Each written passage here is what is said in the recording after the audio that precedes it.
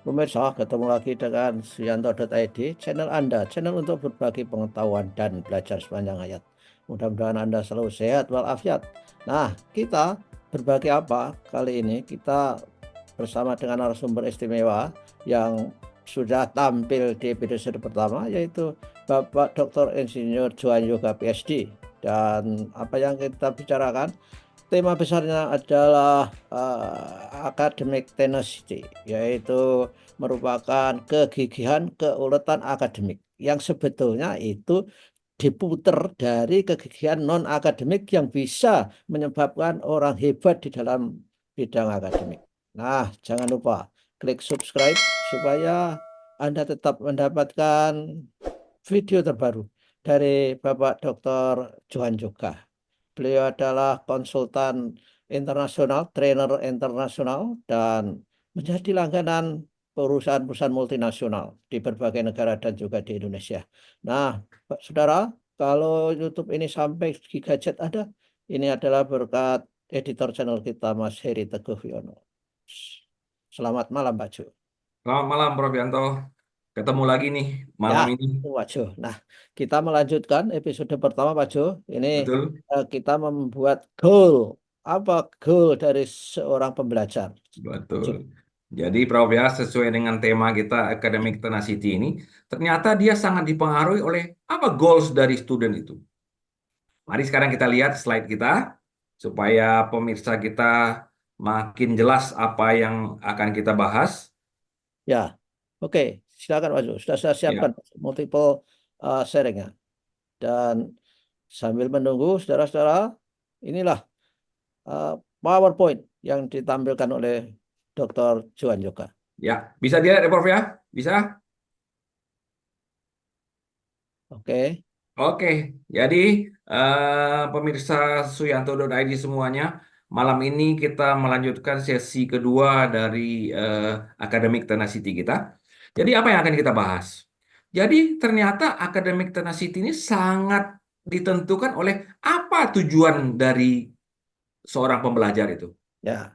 Nah, dibagi dua di sini, Prof. Yanto. Apakah dia itu ingin menunjukkan kemampuan dia, kemudian untuk mendapatkan pengakuan dia, dalam arti kata ini mencari nilai, Ya. dari Hmm. nilai A atau nilai 100 lah, oke? Atau dia itu ingin meningkatkan kemampuannya, sehingga dia mendapatkan keterampilan. Ya, betul. Nah, kalau kita ambil contoh, Prof, ya, seperti orang belajar bahasa Inggris, Prof. Hmm. Dia belajar bahasa Inggris itu apakah dia ingin mendapat nilai A dalam berbahasa Inggris, dalam mata kuliah atau mata pelajaran bahasa Inggris, atau dia ingin mahir berbahasa Inggris? Ya, Di betul. pilihannya dua nih, ya. Sehingga seorang pelajar atau peserta didik dia pasti bisa punya kedua-duanya. Mhm. Ya. Jadi begini, Prof. Orang yang performance goal-nya itu bagus, belum tentu learning goals-nya bagus. Oke. Tapi kebalikannya, orang yang learning goals-nya bagus, secara otomatis performance-nya juga bagus. Ya.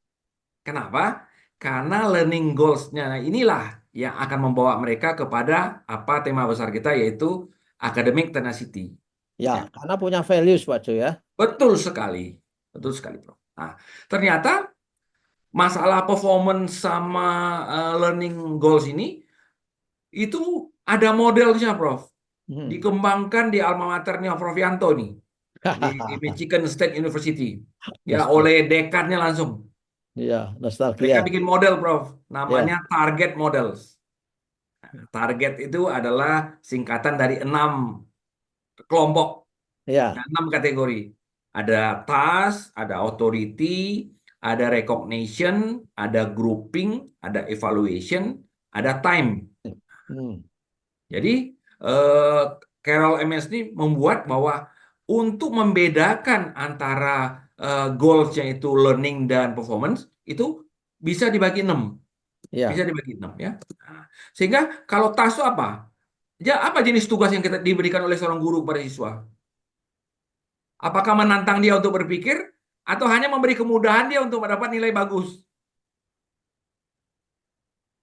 Yang kedua, bagaimana seorang guru memberi peran kepada siswanya? Apakah gurunya yang mendikte Apa dia memberi kebebasan kepada siswanya untuk mengambil keputusan-keputusan dalam belajar? Ya, Kemudian recognition. Bagaimana cara gurunya memberi pengakuan terhadap hasil kerja dari muridnya? ini penting Pak Jo Ini sangat penting, Prof. untuk memberi reinforcement. Ya. Betul sekali. Betul sekali. Ya.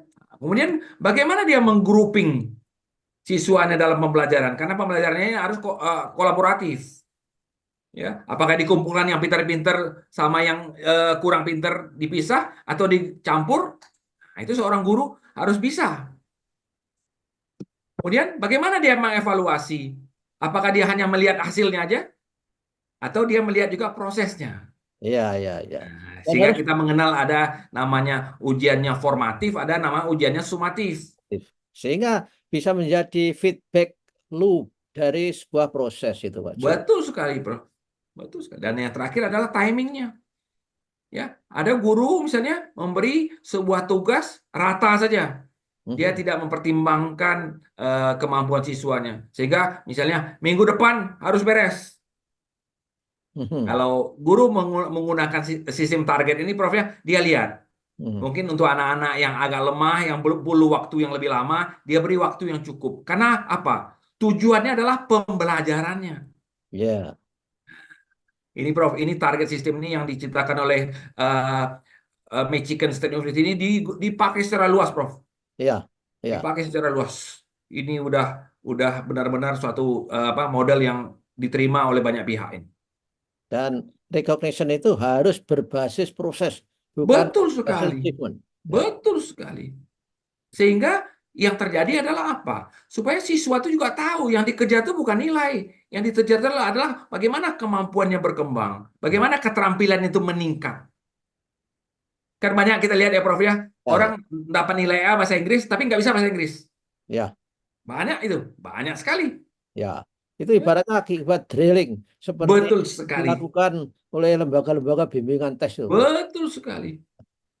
Cara cepat ya kalau ujian masuk perguruan tingginya cara cepat, cara kilat ya Prof ya. Ya. Oleh karena itulah, Prof, ada seorang Profesor Michael Wilson mengatakan bahwa apa? Kadang-kadang kalau guru hanya menekankan kepada performance, bukan kepada learning, akhirnya apa? Nggak ada makna pembelajaran itu. Ya. Karena peserta didik itu hanya ngejar nilai aja. Nggak peduli prosesnya. Bahkan sering terjadi adalah apa?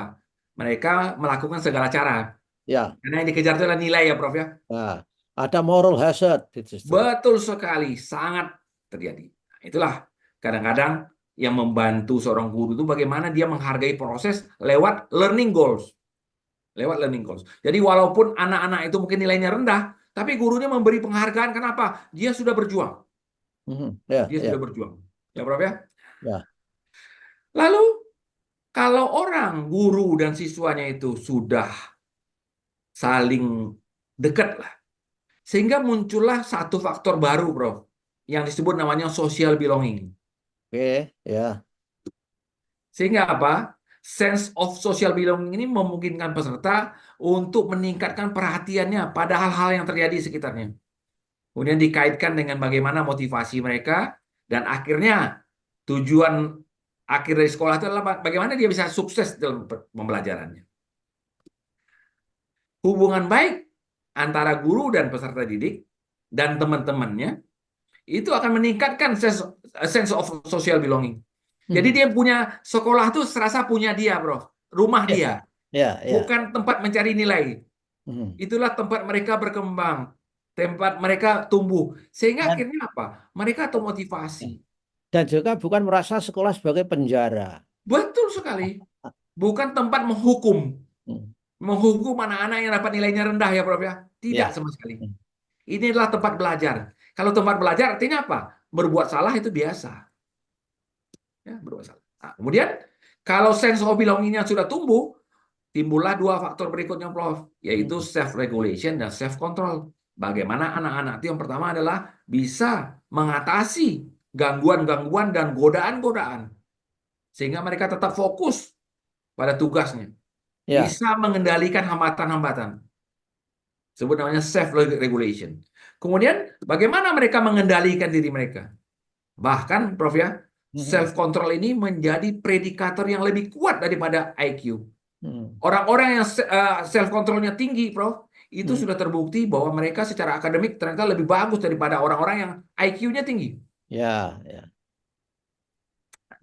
Nggak jadi. Jadi ini ada grafik, Prof, Ya. hasil dari penelitian, Prof ya. Sehingga ini dibandingkan bagaimana orang yang pertama-tama IQ-nya rendah, ini diadu orang yang IQ-nya 80,5 dengan 85, Mhm. ya. Nah, kemudian dengan perkembangan waktu apa yang terjadi? Pada akhirnya orang-orang yang punya self disiplin, self control, akhirnya mereka tuh lebih pinter Mhm. ujungnya. Sebaliknya anak-anak yang diprediksi dengan IQ-nya yang tinggi, Mhm. ternyata pada akhirnya mereka kalah dari anak-anak yang Ya. punya self control yang lebih baik. Mhm. Ini kembali lagi kita ke awal ya, Prof ya, bahwa apa? Bahwa faktor non kognitif itu pada akhirnya akan unggul Ya. daripada faktor kognitif ya, Prof. Ya. Dan Gitu. akhirnya kembali akan menjadi academic tenacity. Ya. Betul sekali. Betul sekali, Prof. Ya. Lalu ada faktor terakhir yang akan kita bahas, Prof. Nah, ini mungkin sebuah buku yang sangat populer, Prof. Namanya Grit.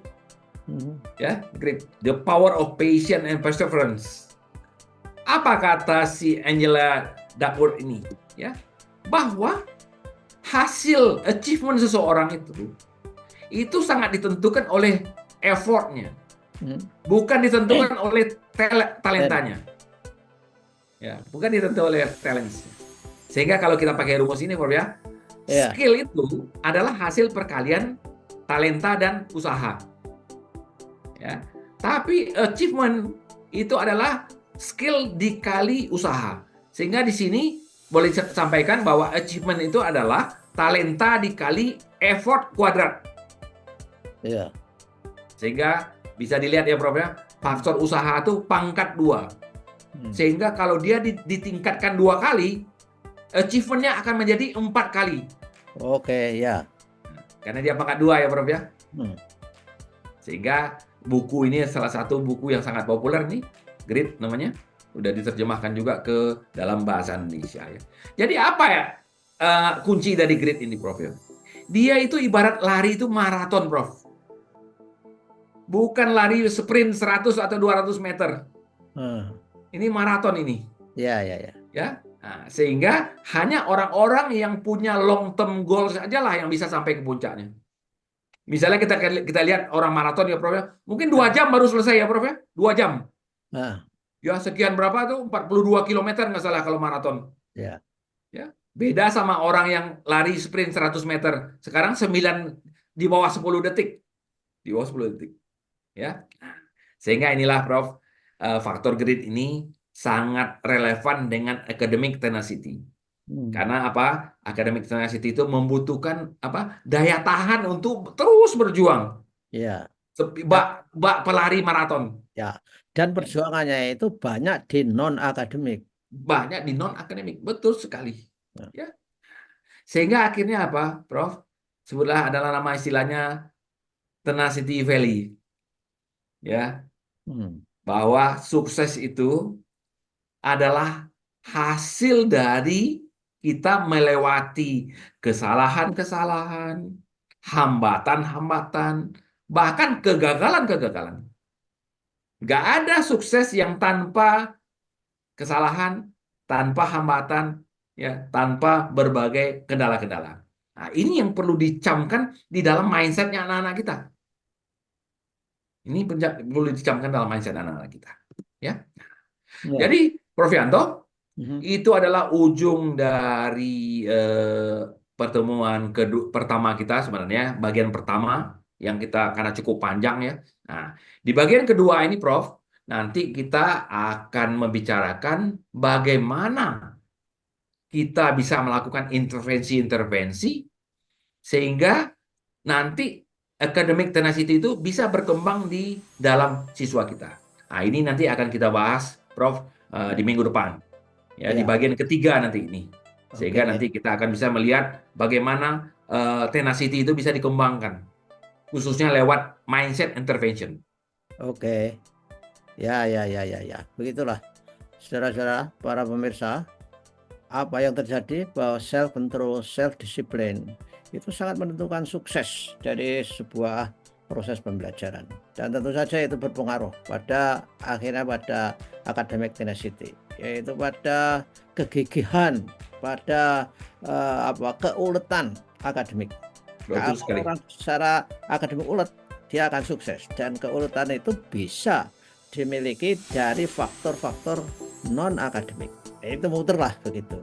Nah, terima Betul sekali. kasih Dr. Juan juga, dan saya kira kita ketemu minggu yang akan datang, dan pemirsa ikuti terus kita supaya Anda bisa menyerap apa yang disampaikan oleh Dr. Juan juga. Terima kasih Pak Jo. Selamat malam. Selamat malam, Prof. Terima kasih.